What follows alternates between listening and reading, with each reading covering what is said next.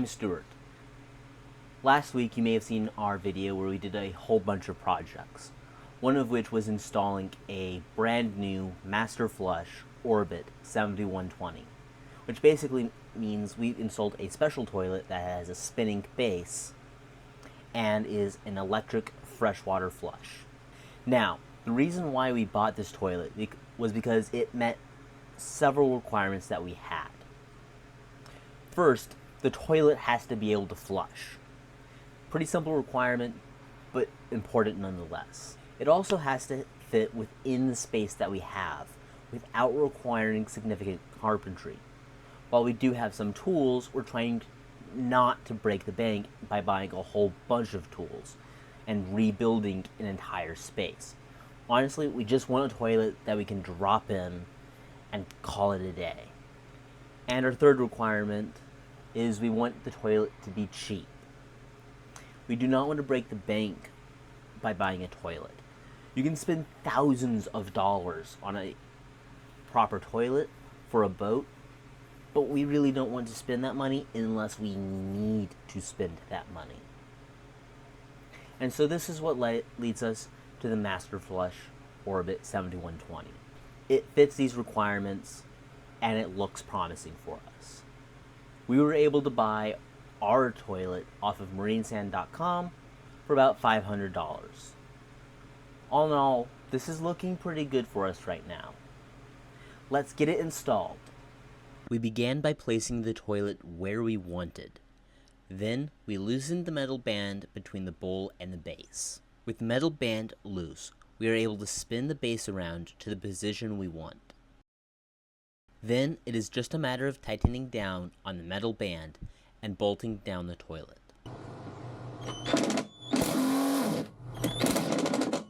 Now we get to run the plumbing for the waste and the fresh water. Then we simply plug in all the electrical.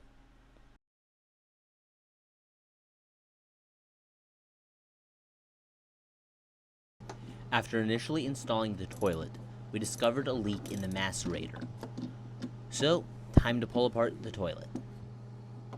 So this is what we're looking at. This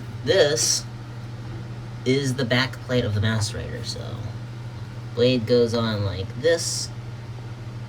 Then we have this little sucker that goes on in front of it. And all that gets stuck inside the housing here. Well, that's not where the leak was coming from, most likely. You see, we have these holes here, and that is where we had these bolts. What these bolts do, from the macerator to the motor, and it holds the entire thing together. And at the very top of them, right under the head, is an O-ring. None of these bolts were in very tight and were very easy to take out. That sits between the macerator plate and the motor, which I have hiding back there. And we saw the leak coming from, let's see if I can spin this around. This here is the bottom of it. We saw the leak coming from right about here. And the inside of this is dry. So that means if there was a leak, it had to be passing through one of the bolt holes. And I think it was this bolt hole on the bottom. We tightened those bolts up and got the macerator put back together. And that seemed to have fixed our problem.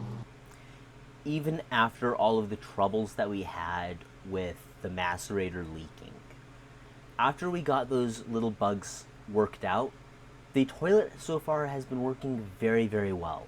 It's been quiet, and it's been reliable, and it's been flushing. And since we've not had to break the bank to make this toilet work, I say we've been doing pretty well with this toilet.